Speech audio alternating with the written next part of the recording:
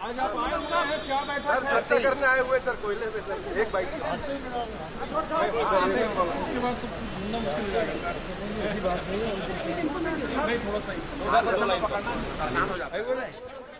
जी हैं, अब इस दौरान मीडिया से मुखातिब होते हैं, क्या कुछ कहते हैं सीएम, ये देखना होगा। आज आप बैठक करने आए हैं, क्या देखिए आपको मालूम है कि राजस्थान जो है रेगिस्तान इलाके हमारे वहाँ पर, और पावर जनरेट होती है थर्मल बेस। मैडम चलो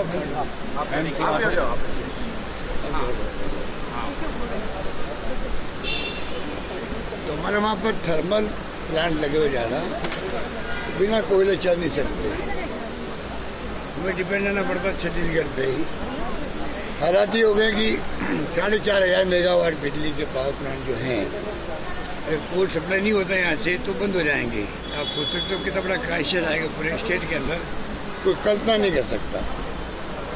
तो ये काफ़ी लंबे अरसे से हम लोग मांग कर रहे हैं। मुख्यमंत्री से मेरी बात भी हुई थी, हमारे अधिकारी भी संपर्क में हैं यहाँ के अधिकारियों से। आज मेरे पास मेरे साथ में आए additional chief secretary, principal CM, CMD, और साथ में मेरे बिजली मंत्री भी आए साथ में। तो हम लोग आज बातचीत करेंगे, हम लोग कन्विंस करेंगे कि हमें कितनी बड़ी आवश्यकता है, क्योंकि हमारे वहाँ हाइड्रो तो है नहीं। जब हाइड्रो नहीं है और कोई इलाज नहीं है, थर्मल बेस पे हम लोग चल रहे हैं, तो ये बड़ा संकट हमारे सामने पैदा हो गया। पूरी प्रदेश की जनता इंतजार करिए कब छत्तीसगढ़ की सरकार हमें परमिट करे, इसलिए हम आए।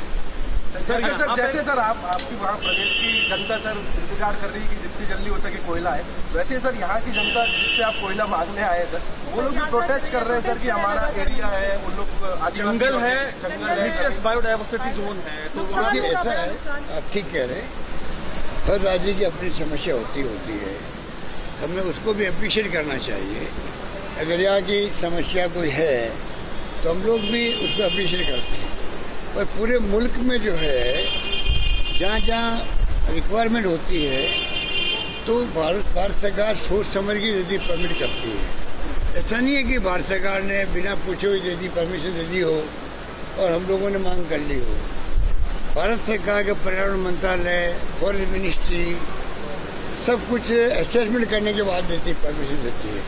हमें परमिशन मिली हुई है, उसी की मांग कर रहे हैं। एरिया बहुत लंबे चौड़े हैं, रिक्वायरमेंट बहुत बड़ी हो सकती है हमारी भी, हम इतनी मांग करें जितनी कि भारत सरकार ने असेसमेंट करने के बाद में भारत सरकार का पर्यावरण मंत्रालय, फॉरेस्ट मिनिस्ट्री सब ने परमिट किया है, परमिशन दी है, अलॉटमेंट किया है कुल ब्लॉक, उसमें जो कोयला निकलेगा उतनी तक मांग कर रहे हैं हम लोग। ऐसा नहीं, हम खुद जानते इस बात को कि फॉरेस्ट एरिया जो है जहाँ जहाँ होगा वहाँ पे लोगों की दिक्कत आती भी है, लोग मांग भी करते हैं। पर डेवलपमेंट के लिए और बिजली के उत्पादन के लिए जो कोई रिक्वायरमेंट है उसको तो आपको पूरी करनी पड़ेगी ना, मतलब कहीं भी। सर आपने एमडीओ दिया था 15 साल के लिए, उसको कोयला निकालना था, 8 साल में पूरा कोयला खत्म कर दिया। आपने हिसाब लगाया कि आपको कितना कोयला मिलना था, कितना मिला, बाकी कोयला कहाँ गया? आपने जिसको एमडीओ दिया था उन्होंने 15 साल का कोयला 8 साल में निकाल लिया, तो बाकी कितना कोयला आपको दिया, बाकी कोयला कहाँ गया? इसको कुछ एनालिसिस किया? पूरे हिसाब किताब रहते हैं पावर कंपनियों में। ये कैसे हो सकता है कि कोयला कहाँ चला गया, गायब हो जाता है कोयला क्या? सवाल उठ रहे हैं सर कि 15 साल का कोयला 8 साल में। अगर आपने कुछ मुझे कहा है तो मैं मालूम करूँगा इस बात को। क्या एजेंडा है आज, कोई क्या मीटिंग करेंगे, प्रदेशवासियों से रिक्वेस्ट करेंगे मुख्यमंत्री महोदय को।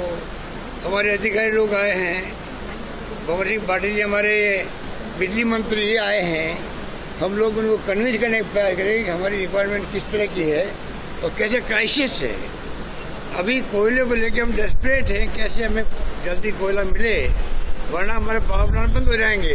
बड़ी बड़ी चुनौती है हमारे सामने, इसलिए हम आपके बीच में हाजिर हो गए हैं।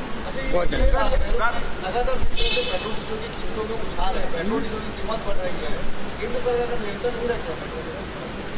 देखिए, पेट्रोल और डीजल के लिए भारत सरकार ने जो है वो जिस प्रकार रेट बढ़ा रही है लंबे अरसे से, वो उचित नहीं कहा जा सकता है। उन्होंने बल्कि राज्यों के साथ अन्याय किया है। जो डिविजन पूल होता है, एक्साइज ड्यूटी होती है, बेसिक एक्साइज ड्यूटी, उसका पैसा जो आता है एक्साइज का भारत सरकार में, वो बढ़ता है, राज्यों में बढ़ता है। उसको तो उन्होंने कर दिया है, बिल्कुल मिनिमम कर दिया है।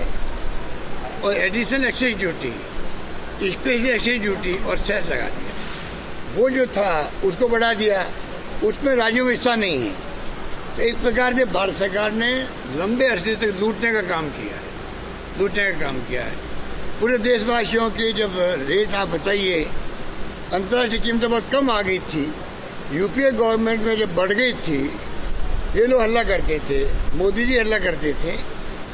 और जब इनकी सरकार आ गई, अंतर्राष्ट्रीय कीमतें 110 से 45 में भी आ गई डॉलर प्रति बैरल, तब भी कोई कम नहीं किया गया और रेट बढ़ती गई और ये बढ़ते गए लगातार, एक्सेस बढ़ते गए लगातार।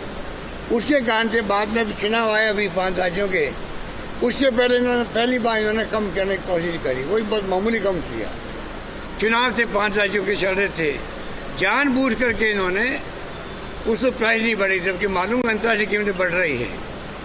तो तमाम जो आर्टिकल आ रहे हैं अखबारों के अंदर भी वही आलोचना कर रहे हैं, ये राजनीति हो रही है, उससे हमें देश को नुकसान हो रहा है। सर, आप लोगों ने आशंका जाहिर की थी कि 5 राज्यों के चुनाव के बाद महंगाई भी बढ़ेगी, पेट्रोल डीजल की कीमतें भी बढ़ेगी। अब महंगाई लगातार बढ़ रही है, आप लोगों को कुछ प्लानिंग है कि देश भर में केंद्र सरकार के खिलाफ इसको लेकर कुछ आंदोलन शुरू कर रहे हैं? आंदोलन कर रहे हैं हम तो, सब राज्यों में कर रहे हैं। और देखिए ना, महंगाई हद पार कर गई है। बेरोजगारी के अंदर तो विस्फोटक स्थिति बन रही है, हाहाकार मर गया है, नौजवान लोग सड़कों पे आ रहे हैं। क्या हो रहा है देश के अंदर? सब लोग जानते हैं कि जिस प्रकार से महंगाई बढ़ती जा रही है, इनके काबू में नहीं है। अभी तो पेट्रोल डीजल के दाम बढ़ने लगे हैं, गैस के दाम बढ़ गए हैं, कोई जवाब इनके पास में नहीं है। चुनाव खत्म होते ही कंपनियों को छूट दे दी गई है, पहले रोक लगी हुई थी। इनकी राजनीति। सर, यहाँ पे विधानसभा चुनाव के पहले राहुल गांधी इस इलाके में गए थे, उन्होंने आश्वस्त किया था कि ये चीजें नहीं होंगी, जिस तरीके से कोयला खदान को लेकर। अब बात माइंस नहीं होगी, और पदयात्रा जो आदिवासी वहाँ से कर रहे थे, वो ये इसी बात को लेकर कर रहे थे, विरोध कर रहे थे। तो देखिए, राहुल गांधी जी का सोच बिल्कुल ठीक है। वो चाहे छत्तीसगढ़ गए हों, चाहे उड़ीसा गए हों, तब भी उन्होंने कहा भी आदिवासियों की तो रक्षा होनी चाहिए। उस पर आज भी हम लोग खुद अटल हैं। तो भारत सरकार जो कोयले ब्लॉक देती है कहीं पे, मैंने आपको कहा कि पूरे देश के अंदर असेसमेंट करने के बाद में जितना संभव होता है उतना ही कोल ब्लॉक मिलता है, और राज्यों को मिलता है। ये कोल ब्लॉक भी राज्य सरकार को अलॉटमेंट किया हुआ है, महाराष्ट्र वाला किया हुआ है, हर राज्यों को किया हुआ है, गुजरात को किया हुआ है।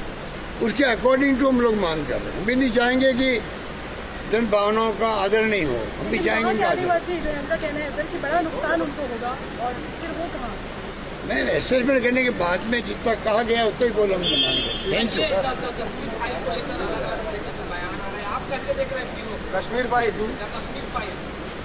जो फिल्म आई है, अभी राजनीति चल रहा है, उसमें लगा कश्मीरी पंडितों पर बनी ये फिल्म है। कश्मीरी फाइल जो फिल्म बनी है, उसको लेके जो राजनीति हो रही है, उसको किस तरह से देखते हैं? देखिए, ये देश किस दिशा में जा रहा है और किस दिशा में जाएगा कोई नहीं कह सकता। जो राज चल रहा है, शासन चल रहा है देश का, संविधान की धज्जियां उड़ रही है, लोकतंत्र खतरे के अंदर है। ये तो एक मुद्दा है, ये तो एक मुद्दा है। और जिस प्रकार से सरकार की सोच है, कहीं लीचिंग हो रही है, कहीं पर फर्जी एनकाउंटर हो रहे हैं, कहीं पर ईडी के, इनकम टैक्स के, सीबीआई के छापे बढ़ रहे हैं। पूरे देश के अंदर आतंक मचा रखा सरकार ने। जहाँ जहाँ चुनाव आते हैं वहाँ छापे शुरू हो जाते हैं, खुले रूप में छापे बढ़ रहे हैं। तो आप सोच सकते हो कि किस दिशा में हम जा रहे हैं। ये चिंता का विषय हर नागरिक का होना चाहिए, युवाओं का होना चाहिए। अगर देश को बचाना है, सबको सोचना पड़ेगा कि वास्तव में क्या स्थिति देश का है। धन्यवाद। Thank you. तो सीएम अशोक गहलोत, जिन्हें आप सुन रहे थे, कोल आवंटन को लेकर उन्होंने बात रखी अपनी कि केंद्र सरकार की तरफ से ये कोल आवंटित जो ब्लॉक्स हैं वो बांटे जाते हैं, और हर राज्य को अलग अलग ब्लॉक्स बांटे हुए होते हैं, और छत्तीसगढ़ हमें दिया है, और इसलिए सीएम से बातचीत करने आज पहुंचे हैं।